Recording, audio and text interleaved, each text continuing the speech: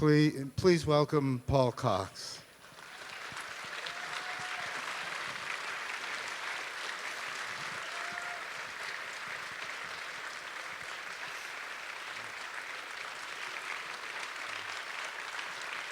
Okay. Just wait 1 second. As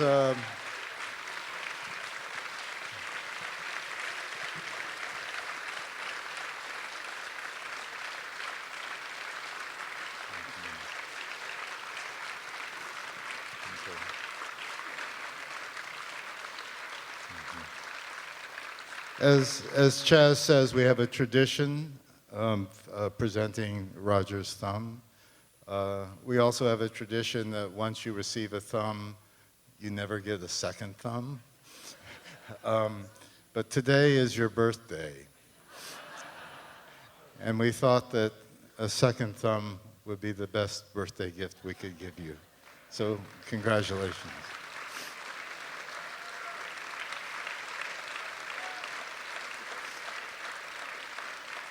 Both his hands now. He said he has both Roger's hands now. You can sit in any chair. And I'd also like to call out on the stage with us the real life Maya, Rosie Rocca.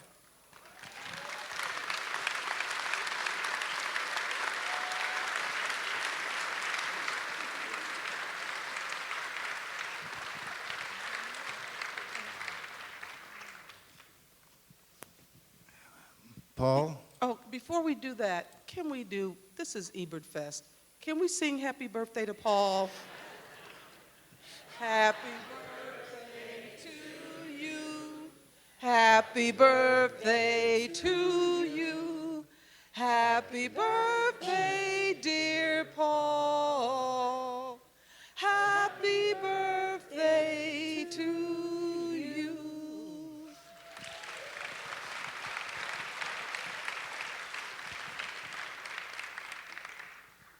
Paul, I'm so happy you're still with us. And I'm happy you're still with us here at Ebertfest.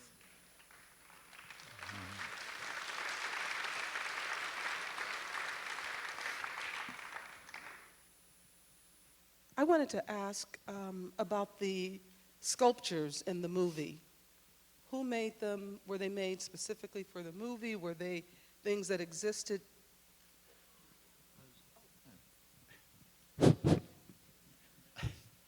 I was looking for a sculptor that would sort of fit in, and a friend of mine said, there's this one living in the forest, he's extraordinary. So I went to see him and straight away knew this is the one, because his sculptures also become like organs. It's very organic workshop. He's a marvelous, quiet man who's lived in the forest for 40 years, and it's a bit sort of same as my life. He doesn't go out very much, and he doesn't really mix with the world, but does these extraordinary sculptures, and nobody knows about him. So I hope he gets a little bit of kudos from this event. He was very pleased that his sculptures are now featuring in the film. Talk about the shell sculptures. Who made those? That's a very mean question. Well, I couldn't find other material after the transplant. Or was it before? No, after the transplant. I went out one night. I was not allowed to leave the house, actually, because there was only a few days left. And if they couldn't find a liver in that time, there wasn't much hope. So, but I got so claustrophobic being locked up for a while that I decided to leave the house and hopped into my car and in the dark went to the ocean and sat there in the middle of a big sort of gathering, a collection of shells that somebody had left there. And I suddenly realized how immensely beautiful they were. It was just a bit of moonlight. It wasn't even a moon, there was a reflection in the water.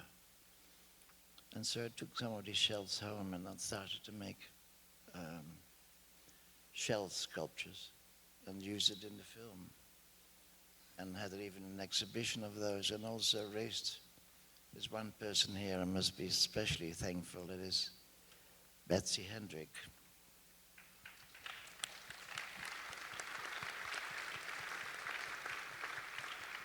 So she was one of the first people who actually offered to invest in the film, for which I'll be eternally thankful. Thank you, Betsy.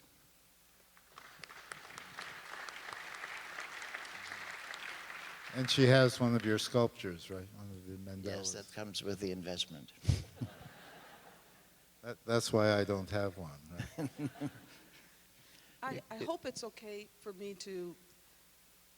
The thing about Christmas is not only cinematic, but it's also true, because I remember we were calling you on Christmas Day to actually say goodbye.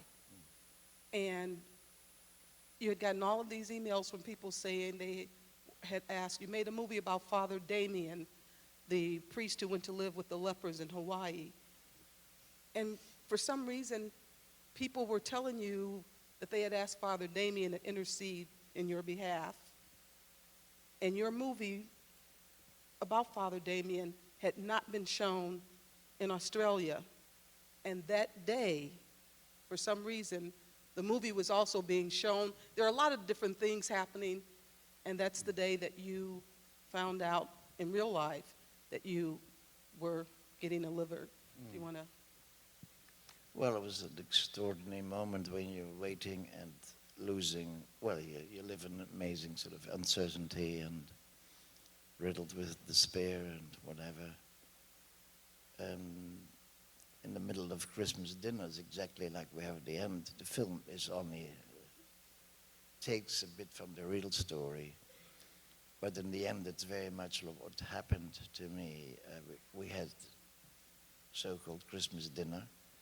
I indeed ate too much pudding. And towards the end, 22 minutes to 12, the phone rings. And I thought, well, who can that be? It's so late for Christmas. And it was the hospital saying, we might have the right liver for you. So it was an extraordinary shock. And I was, of course, very thankful, but also totally shocked. I'd actually given it away because I knew I have a very rare blood group. And also they couldn't find, and I'm actually far too old for a transplant. So this all was happening at the same time. I took my pudding and everything to the hospital and dived into another amazing nightmare. But we survived that one, but that wasn't the end of the story. But you'd make another 5 films on this matter. The only thing was when I wrote the book before and after the transplant, I never wanted to touch anything in that direction again, but somebody kept at me all the time, you must film this, because the more people, and that's why I came today, with a group of surgeons. They're waiting outside and they'll whip out any organ that you may see, fit to contribute.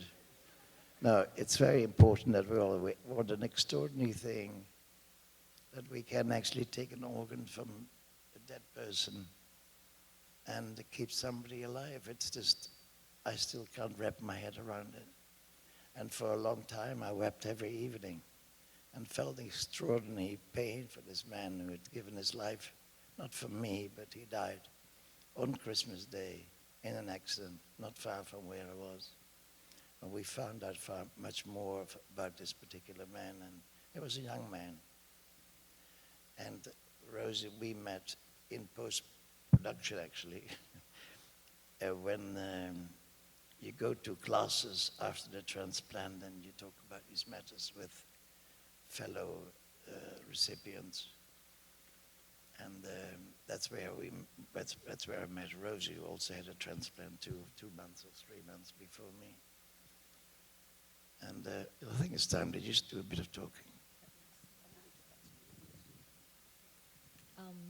Should I continue from there, or? Yes, please. You can. Just uh, interject one story really quick. Paul got the liver of a young person. Rosie got the liver of an old person. So they figure they're about the same age now. It's absolutely true. She's got the liver of an old man, and I've got the liver of a young man, so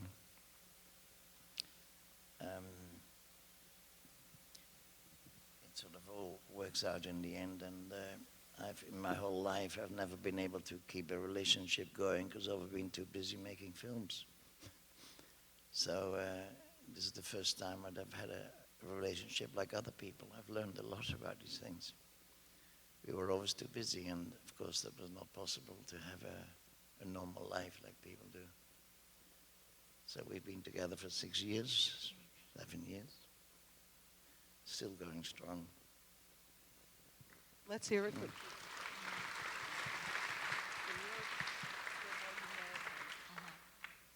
Yeah, so we met after our transplant was set.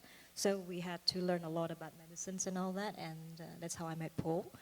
And it was just nice to meet another person who had transplant, because you talk medicines all the time. You know, if you talk to some of the people who hadn't experienced it, or not your family, you just get out boredom to death about medicines, you know. So it was just nice. We talked and started being friends, and from there a bit more, I suppose. And then Paul wrote this book, and we both traveled to Cannes, and our friend just kept bugging him about, you got to make this film. It's going to make a beautiful film. And so we started from there. We trying to find people to finance it. And it took some time convincing people that, you know, organ donation could make a great film if you know how to approach it well and all that. And and Paul made this shell exhibition. He made himself. I saw him work every night, putting little shells on the mandalas every night, little shell. He can be obsessive, so. But it's okay. I was in the kitchen, so it doesn't matter. So from there, we got enough money to go to India and found somebody else to finance the film, Mr. Baby Matthew, and he was very pleased that he met Paul and we could do this. So it's been a huge collaboration. I'd say 3 years in the making. My first time involved in filmmaking. I was just an observer. I love films, but I was never in it. So it was amazing. Yeah, I couldn't dream this, I think, before transplant. This is life post-transplant. So, yeah, very, very nice. Go ahead. It's a very beautiful film. How much of it was shot in India and how much was shot in Australia? I would say 60% is Australia, 40 is India. Very often there are shots in India, and there's no excuse being made. It's not like when I go to India, and very often there are people walk through a park, and everybody thinks I've put a lot of Indians in the park, you know, but that's shot in India, and so on. So I liked how they traveled to India through Skype. I mean, physically, they went into the computer screen and came out in India. I think that's wonderful. I've never Skyped in my life, so it was a whole new. I learned a lot about Skyping. Talk a little bit about the imagery in the film and memory and how it relates to your themes of love and beauty. I mean, the birds, the water, I mean, these go through, these images are present in all your films. Talk a little bit about that. And also in the sounds of like trains and travel, I noticed are in your other films as well when you're going through memory. Well, it takes a long time to explain, but an image has a much better and greater impact than words altogether. I think, as the Chinese say, an image says more than 1,000 words. And even when I was a child, when I saw the first train coming towards me, I never forgot that. It had an incredible impact. So a train for me is like a source of life that comes towards me. So just to hang on when I think I'm losing it, I always pop in a train. And birds, of course, that I find when I was, after the transplant, often I was alone. There were people that cared and that looked after you. But when I was alone, I had such affinity with a group of magpies that lived in the neighborhood. They came and they settled in the back of the kitchen. And when there was nobody else in the house, they would come into the kitchen and open the door. And there was one particular magpie called Charles, who always managed to come into the kitchen and hopped on my shoulder, and one day produced this amazing sound that magpies can produce, a fantastic sound that echoes through the centuries, a fantastic sound. Sat on my shoulder and produced this amazing sound, and that was a great moment for me. So I'm a bit bird mad. Why did you name the bird Charles, or was that his name when he came in? I don't know. He looked a bit like Charles de Gaulle.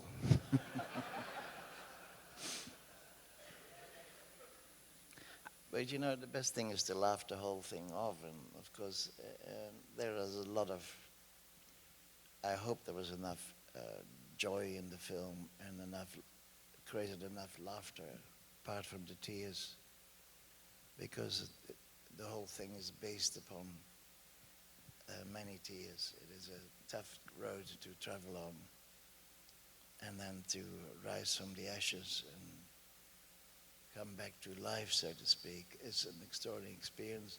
I've never been the same since. You know, it is. I can't stand unfriendliness.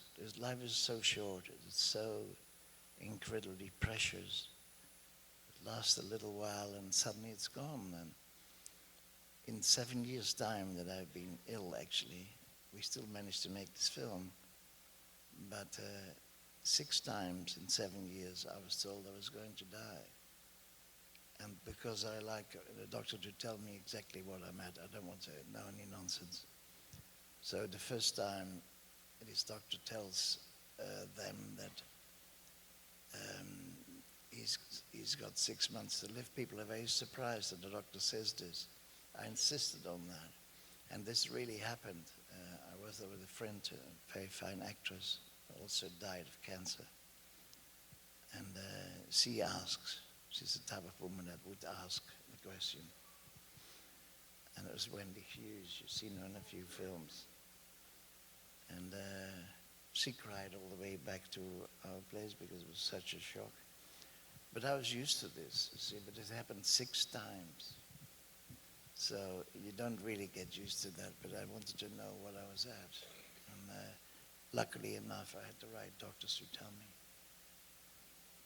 Something that happened when you were hospitalized, the hallucinations that you talked about in this movie, you actually had the most vivid, long, you produced whole stories when you were in the hospital, and you were lucid enough to write them down. And you had notebooks, and sometimes you would send me some of the dreams and hallucinations, and you would visit cities. You Venice, you visited different centuries, and they were so vivid, and some of them I think you reproduced in your book, Tales from the Cancer Ward. How many of those did you record? Oh, there were many, many. You know, I still got a whole bookshop full of little notebooks, you know. But it was funny. At the time, we had a marvelous correspondence with Roger, and he was an amazing. In his condition, everything. He was always the one that said, "Don't give up," you know, and kept going. And you know, I should always be very thankful for Chess and Roger. They were always there. And Roger's such a busy life. He would put it down and he would write, you know. And now I look at this film, and I'm very sorry that he hasn't seen the film, because there are quite a few things in the film that we have discussed and that came up. I won't tell you what it is, because they become yours. But I looked at this film sitting in Roger's chair, and I felt very privileged, and I'm very thankful for that. It's very rare. I noticed that Maya says at one point, someone said, kindness covers all my political beliefs. I wonder who said that. Yeah, Yeah, that's Roger, of course. can only be Roger. But that's how you go. You steal things all over the place. But I told Roger this is happening. Because it's nothing worse if you steal things and you don't tell people. But I'm very glad you picked that up. Yes, kindness covers all my political beliefs. Such a simple line, but it's so true. I was Well, very happy to see it in the movie. Mm. What amazed me is that you wrote a book while you were going through all this, and you wrote it.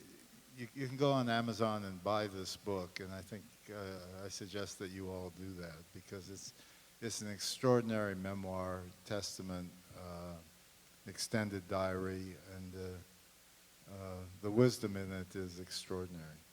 There's also another book that I was thinking about when I was watching this. It's sort of an earlier memoir of growing up, because you grew up during the war, and you would, once, I think you were about 5 years old, you came home and found out that your house had been bombed, and it was in rubble, and I think you had no place to live. And I asked what influence that had on the movies that you made, what influence did it have on your philosophy of life, what influence did it have on, I remember some things about your relationship with your father in your book, and I see some of that in here and touched on a little bit. It's always there. I think your own life is the best source of inspiration. And after the war, we were terribly damaged, the whole family, and a lot of people died, and neighbors were gone, etc. And that's, Strindberg says, real life is not based on joy, but is based on tears. There's no laughter in that. And once you understand that, you can have a very joyful time, Took us a long time, and for the first 5 years after the war, when the war finished, I was 6 years old, 5. So you never forget those early memories. And I still have trouble when I walk into a hotel and the floor is shining and it is flat. Because for 5, 6 years we walked constantly across rubble. The whole town was in ruin. So to find your way, you had to somehow make a way between all the ruined buildings and the streets that were gone. And that's how we grew up. And when I was about 10, I slipped on the floor. There was only one bit of street that you could roll a tire. So we enjoyed very much going there. And what a luxury it was not to have to watch the Stones, So all these things, they travel with you and they leave an enormous impact. It's only now in the last few years that the war is very much alive in me. I thought I had conquered all this and gone. It hasn't at all. And the same with my brother and with my sister. It's the same. They came to visit when I was in hospital only a few months ago, because they thought I was snuffing it again. And we talked about the war before we could actually have a conversation for a whole day. So it's a very strange thing. A lot of people say, yes, they suffer in the war very much, but I'm sure a lot of people suffered badly after the war, But I've never bothered about this. It's only now that it comes up. We have time for a few questions from the audience. raise your hand and a microphone will magically appear. The, um, there's a question right here in the front.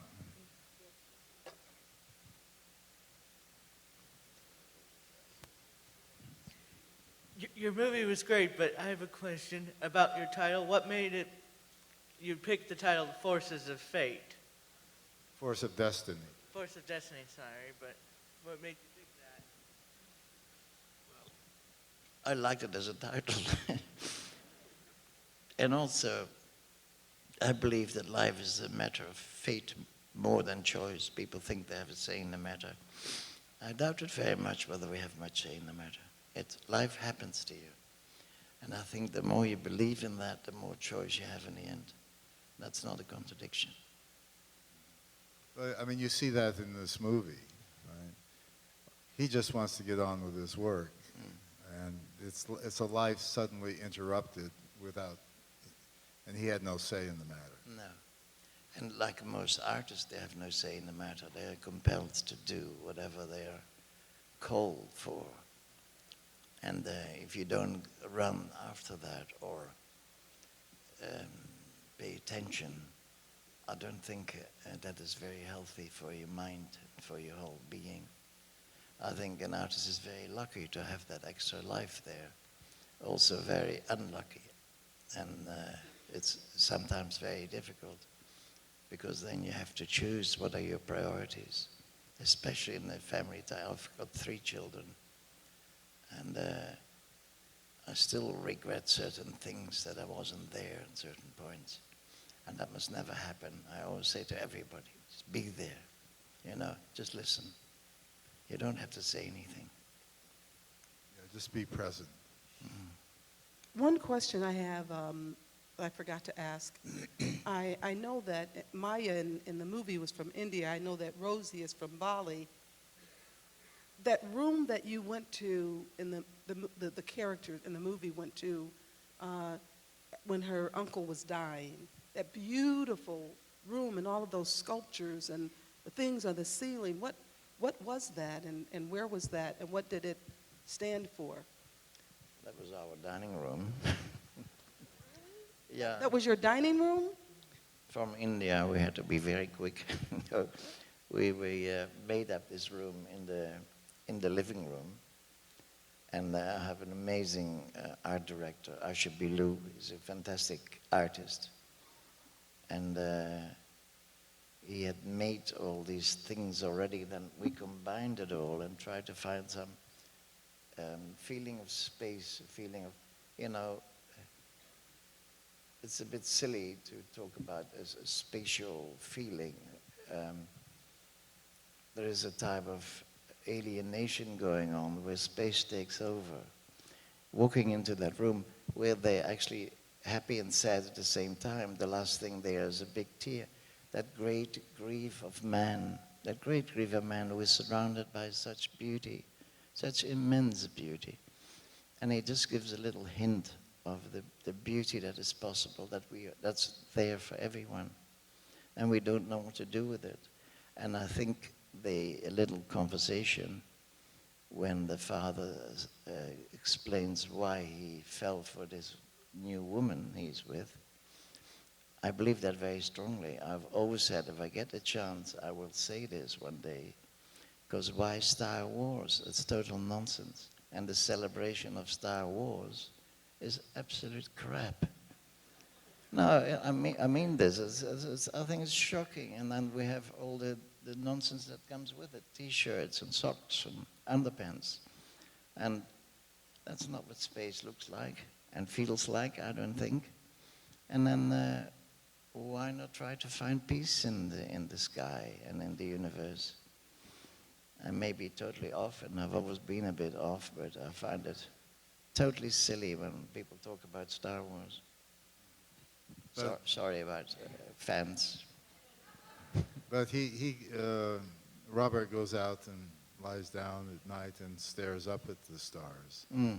And that's a wholly different a wholly different thing. That's what the stars are for. And when you do a little bit of research on it, you realize that everybody that ever lived has their own star. Everybody that's alive now and everybody that ever lived will have his own star. That's how many stars there are. The whole concept of space is too much to comprehend as a human being.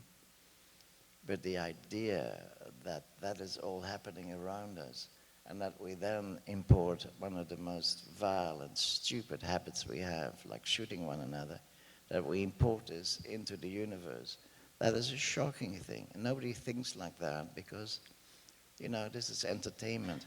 If that's entertainment, then let me get out of, you know. It's not entertainment, it is because so many young people that are very vulnerable and they get very impressed with this. I don't blame them for it, but I think it is time that somebody says something about all this.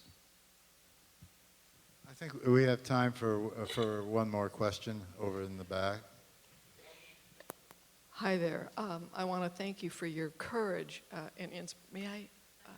Okay. I want to thank you for your courage and inspiration. In Aussie land, I just say good on you, mate, for this story, because for me, I took a personal journey to come here to see this, since I worked for many years in state asylums and got infected with hepatitis C, and I'm at stage 3 liver damage. And that was 15 years ago, and I'm not exactly sure I want to find out anymore. But the idea of this movie has inspired me with your imagery and how I might begin to find renewed beauty, since there's not much one can do for this condition, except when something happens and a liver transplant happens, and God only knows if that's possible in healthcare. But I liked your inner dialogue. People around you, they loved you, but maybe didn't understand and know you, and you had your inside dialogue trying to come to some understanding and balance. And that was important for me to hear that, and that gradually people around you came to know and love you for you with your weaknesses and flaws and your joy and your wonder. And that's a marvelous gift I'm now imparting into my cells to help me go on in my journey in dealing with this issue of my own liver damage. So thank you. Good on you, mate, and bless you. And thank you for blessing me specifically and all of us for coming here from Australia. Thank you very much.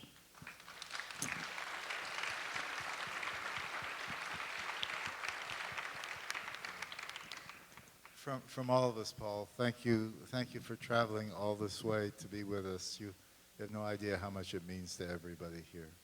And thank you, Rosie.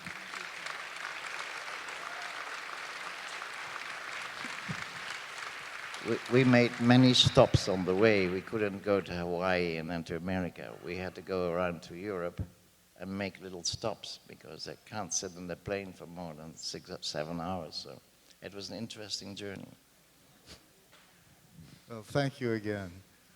It took, I just want to emphasize again why I'm so grateful. Because of what he just said, he really wanted to be here, and it took them 1.5 weeks of travel to get here. Rather than just flying for a day or two, they had to make many stops. And that's why I keep getting emotional when I say I'm so glad you're here. Thank you. Thank you. Thank you.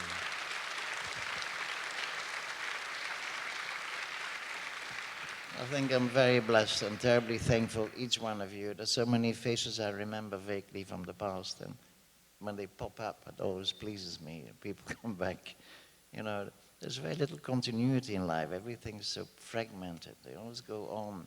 When there's a conversation, somebody comes in, has everybody had an ice cream, and the whole conversation is gone. You know, and so we go through life. We thrive on fragmentation, and I think it's very important to concentrate.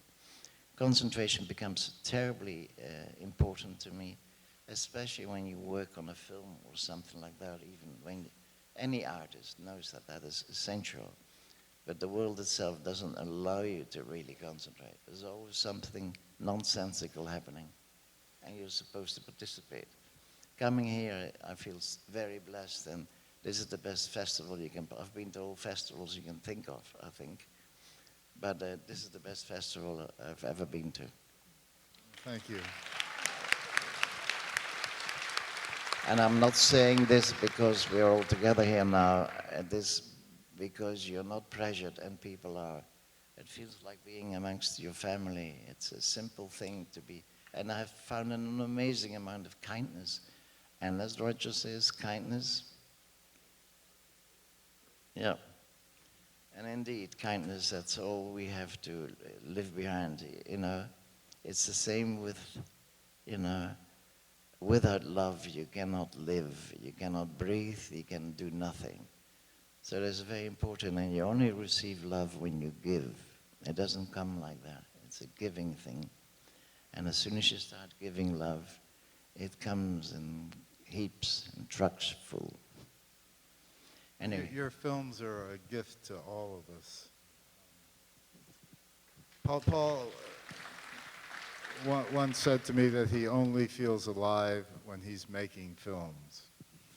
And so what we want you to do is go make that film that you were talking about.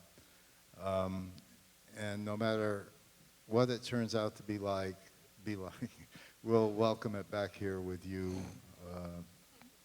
No, but it's very difficult. Who would sponsor? Who would? If you go to the funding bodies or to people with capital to spare, and you say, "Oh, we want to make this film called Force of Destiny," and it's about somebody who gets liver cancer, they'll just be very polite and say, "Wonderful idea! It's a marvelous idea." But, you know, maybe I know somebody who'd be interested. And you got an amazing, a lot of, you know, this film only happened because of determination, tenacity, and sheer madness. And in the middle of this madness, I was on the jury in Triventum on the film festival, and the owner of the hotel we stayed in, Rosie and I, were sitting there one day in the afternoon, looking out over the ocean, living in splendid luxury, which we're not really used to. And the owner comes and he offers $500,000 to put in the film. So nobody could refuse me the rest of the money. We make films very cheaply. It never costs more than $1 million, or the very most $2 million. So in terms of movie making, this is peanuts.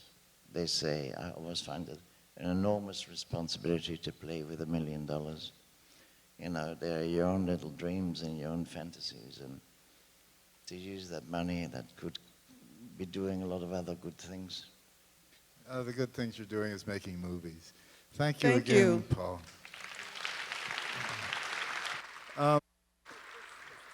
An announcement.